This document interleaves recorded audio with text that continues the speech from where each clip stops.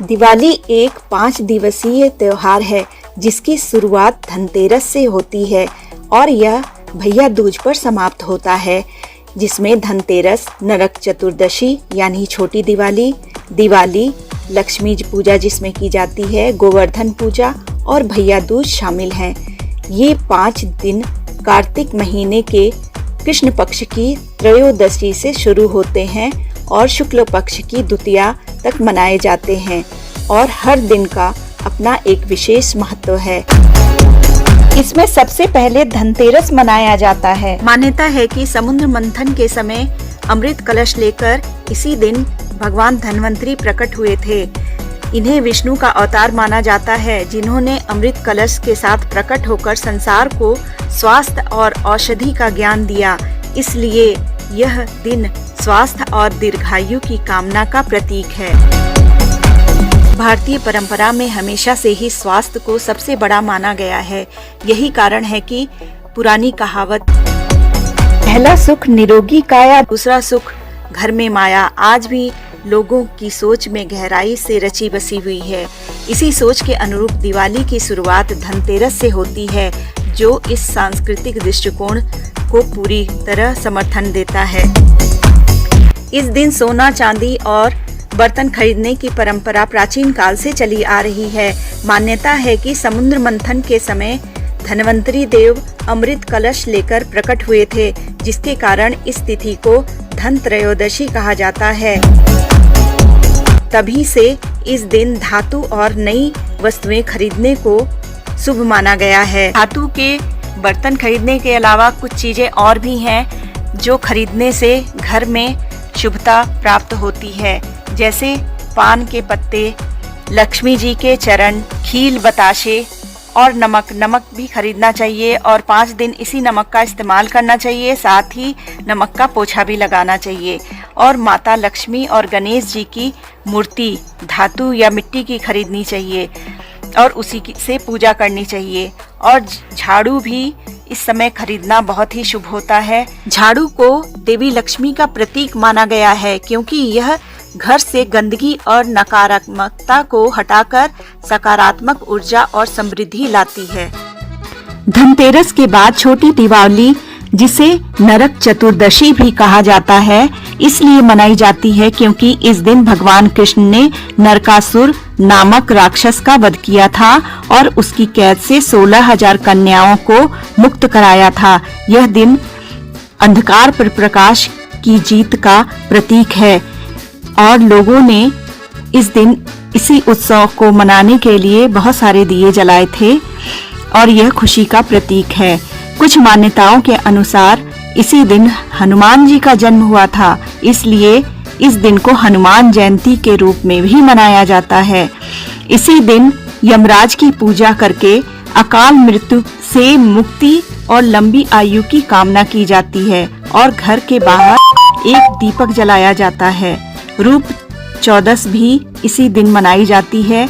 इसे रूप चौदस भी कहा जाता है और इस दिन सूर्योदय से पहले उपटन लगाकर स्नान करने की परंपरा है, जो पापों का नाश करके शारीरिक और मानसिक शुद्धि प्रदान करता है। दिवाली के दिन धन और समृद्धि की माँ लक्ष्मी की पूजा की जाती है। एक मान्यता के अनुसार इसी दिन समुद्र मंथन से देवी लक्ष्मी प्रकट हुई थीं, इसलिए इनकी पूजा कर सुख और समृद्धि के लिए प्रार्थना की जाती है।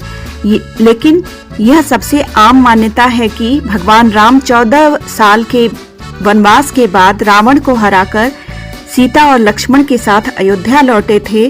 अयोध्या वासियों ने उनके स्वागत के लिए पूरे शहर को दीपों से रोशन किया था, जिससे यह त्योहार बुराई पर अच्छाई की जीत के रूप में मनाया जाने लगा। दक्षिण भारत में दिवाली उस दिन के रूप में मनाई जाती है जब भगवान कृष्ण ने राक्षस नरकासुर को मारकर लोगों को मुक्त कराया था। इस जीत के उपलक्ष्य में भी यह पर्व मनाया जाता है और जैन धर्म को मानने वाले इस दिन को महावीर के निर्वाण के उपलक्ष्य में मनाते हैं। यह उनके आत्मज्ञान और शारीरिक मृत्यु के दिवस का प्रतीक है। राजा विक्रमादित्य से भी यह दिन जोड़कर देखा जाता है। एक मान्यता के अनुसार यह दिन महान सम्राट राजा विक्रमादित्य के राज्याभिषेक का भी प्रतीक है।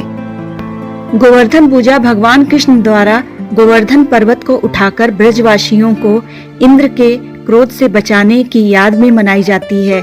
इस दिन इंद्रदेव ने क्रोध में आकर ब्रज में भारी वर्षा की थी, जिसे देखकर श्री कृष्ण ने अपनी छोटी उंगली पर गोवर्धन पर्वत उठाकर सबको सुरक्षित आश्रय दिया था। यह त्योहार प्रकृति और पर्यावरण के प्रति आभार व्यक्त करने का प्रतीक है, क्योंकि यह दर्शाता है कि मनुष्य का प्रकृति से गहरा संबंध है। इंद्र के अहंकार को तोड़ने के बाद श्री कृष्ण ने ब्रजवासियों को गोवर्धन पर्वत के नीचे शरण दी और उन्हें इस पर्वत की पूजा करने और अन्नकूट का भोग लगाने का आदेश दिया। यह त्योहार हमें सिखाता है कि हमें प्रकृति का सम्मान करना चाहिए, क्योंकि यह हमें जीवन देती है। कुछ क्षेत्रों में इस दिन भगवान विश्वकर्मा की भी पूजा की जाती है, जो शिल्पकार और वास्तुकार माने जाते हैं। भाई दूज भाई बहन के स्नेह का पर्व है और इसे मुख्य रूप से दो पौराणिक कथाओं के कारण मनाया जाता है, यमराज और यमुना की कथा और भगवान श्री कृष्ण और सुभद्रा की कथा। यमराज और यमुना की कथा के अनुसार यमुना ने यमराज को अपने घर आने का निमंत्रण दिया और उनका स्वागत किया। यमराज ने खुश होकर वरदान दिया कि जो भी भाई इस दिन अपनी बहन के घर आकर तिलक लगवाएगा और भोजन करेगा, उसे लंबी आयु मिलेगी। इसी कारण इसे यम द्वितीया भी कहते हैं। और श्री कृष्ण और सुभद्रा की कथा के अनुसार नरकासुर को हराने के बाद भगवान कृष्ण अपनी बहन सुभद्रा से मिलने गए। सुभद्रा ने उनका मिठाई और फूलों से स्वागत किया और माथे पर तिलक लगाया। इसी वजह से भाई दूज मनाने की परंपरा शुरू हुई। इस दिन बहनें अपने भाइयों को तिलक लगाकर उनकी लंबी उम्र और समृद्धि की कामना करती हैं। वहीं भाई अपनी बहन की रक्षा करने का वचन देते हैं और उन्हें उपहार देते हैं। आपसी उपहार और आशीर्वाद का आदान प्रदान विश्वास और सम्मान को बढ़ाता है, जिससे रिश्तों में और भी मजबूती आती है। यह त्योहार भाई बहन को फिर से अपने रिश्ते को मजबूत करने का मौका देता है, जिससे उनके बीच का भावनात्मक लगाव मजबूत होता है। मित्रों, अगर आपको यह वीडियो पसंद आई हो तो कृपया इसे लाइक करें, शेयर करें और चैनल को सब्सक्राइब करें। धन्यवाद।